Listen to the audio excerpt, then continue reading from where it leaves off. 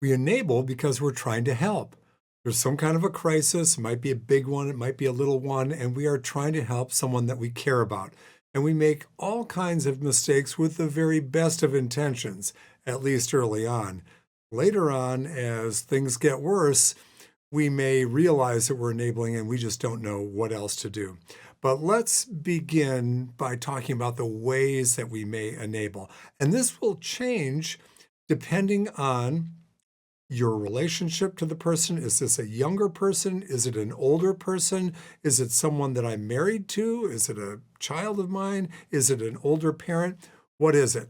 So let's get into it. My name's Jeff J. I am an addiction counselor and a clinical interventionist, and I've been working with families and patients for decades. So, how do we enable? Well, we may lend money, we may pay bills, we may buy groceries, we may pay rent, we may do all kinds of things. But remember, every time, and this is especially true, the examples I just gave with a younger person, maybe you're a parent, you're trying to help out. With a younger person, we tend to do those kind of things. We tend to pay bills, maybe get them out of a scrape, and so forth. But remember, every time you pay a bill, you pay rent, you buy groceries, you are freeing up money for the addiction. Addiction runs on available money. Money is the fuel of addiction. So when you're paying bills, you are enabling the problem to continue. Because if they have to be responsible for their own bills, they may not have enough money to drink and or drug in the way they would like. So it's bringing down some consequences. Other ways we may enable is by making excuses to people. Oh, we can't come because of this. Oh, he wasn't able to do this because of that. We're making excuses. Maybe we're calling in sick for them. Maybe if it's an older person, maybe somebody that we're married to, we're trying to cover up so that the consequences don't come down on us. Because, for example, if the person with the addiction problem is the main breadwinner, well, if they get in trouble with work, we may be in trouble too. So we're trying to save our own skin at the same time. Maybe one of the biggest problems is when we start keeping secrets from other friends and family members who might be able to help. Now we become part of the cover up. We are not letting people know who could really play a vital role in some kind of an intervention. Oh, everything's fine at our house. Oh, yeah, there are no problems. This is not good. We are now playing along. We are now aiding and abetting the addiction. And of course, that's not what we want to do. There are actually two phases of enabling. Innocent enabling early on when we don't really understand that there's a problem, and desperate enabling, which is later in the process when we really do understand that there's a problem, and now we're doing anything that we can to just keep our loved one out of trouble, out of jail, out of medical problems, what have you. But for now, I want to talk about some things that you can do right now to stop enabling and to begin the process of maybe teeing up for more of an intervention. Now, listen, if you're ready to go to intervention right now, that's great. That's what we do. That's what we've written books about, podcasts about, all kinds of things.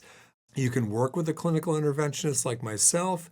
You can read the book, Love First, by Jeff J. and Deborah J. That's me and my wife, Deborah, and really her name should come first. That's a different story, but she is the final writer of that book. Anyway, but you don't even have to buy Love First because it's available in just about every library. I would just ask you to make sure that you get the latest edition because it's been through 3 different editions and it's worth getting the latest one. There's also a tremendous amount of information on our website at lovefirst.net. I'm talking about there are 3.5 hours of free podcasts that you can listen to that'll walk you through the intervention process. There's no charge for it. You don't even have to put in an email address or anything like that. But anyway, I digress. Let's get to what you can do about the enabling problem right now. Number 1, let's try just putting the matter on the table. Okay, you may have been dancing around this with your loved one that you're concerned about. You may have only been talking about it when they are high or drunk and getting into arguments and all that kind of thing. How about this? How about bringing it up on a Sunday morning, first thing? Hopefully they're not yet drinking and or drugging and just say, hey, this is a problem. I love you, I care about you, and I'm starting to look at this as a medical issue that requires some real treatment.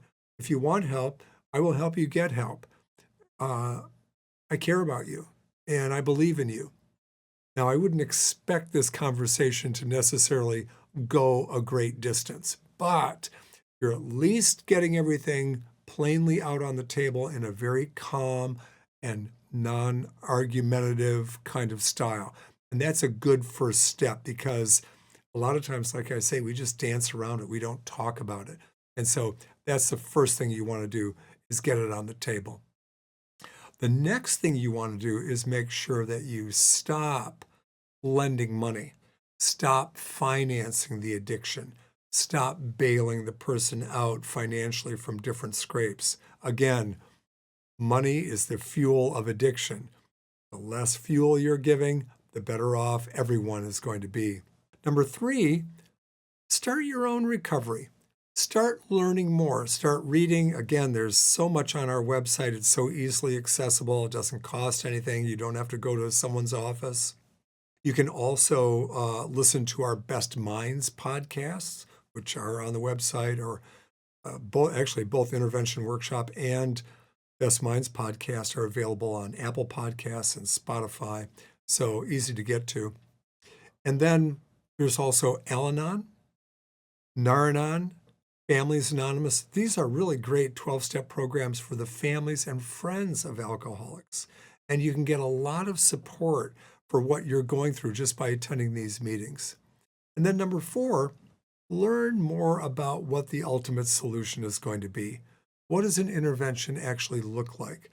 Who are the family and friends that we could bring together to really help the person that we're concerned about? And now let me give you an additional pro tip that'll make all the difference. Get a partner in this. Get an ally. Get someone who's going to be your BFF, your wingman for this, so that you can share the load. And if you begin moving toward an intervention, do it deliberately and take it one step at a time. For example, I would not be calling up all kinds of family members and saying, oh, we've got to do an intervention on Jeff. We've got to do it right away. We've got to do it like tomorrow. It's not going to work out. What you want to do as you begin to gather a family recovery team, a family intervention team, is to ask people if they are willing to learn more. Will they do a consultation with a professional? Will they read a book? Will they start taking some action with you and take it in small, discrete steps? That way you're much more likely to be successful. There's a lot of hope when you're dealing with addiction problems around alcoholism and so forth. I know it may seem that you've tried everything, but in all likelihood, you probably haven't. I'm a recovering alcoholic and drug addict myself. I've been clean and sober for many, many long years now, and I'm eternally grateful that my family did not give up on me. They learned what they needed to do. They helped me get into a hospital and ultimately into treatment and into recovery. Because without them, I simply wouldn't have made it. And if my family can do it, I know yours can too. So we'll talk more about this in the videos to come. If you have questions, please put them down in the comments, and I'll be very happy to answer them to the best of my ability. Okay, thanks. We'll see you in the next one.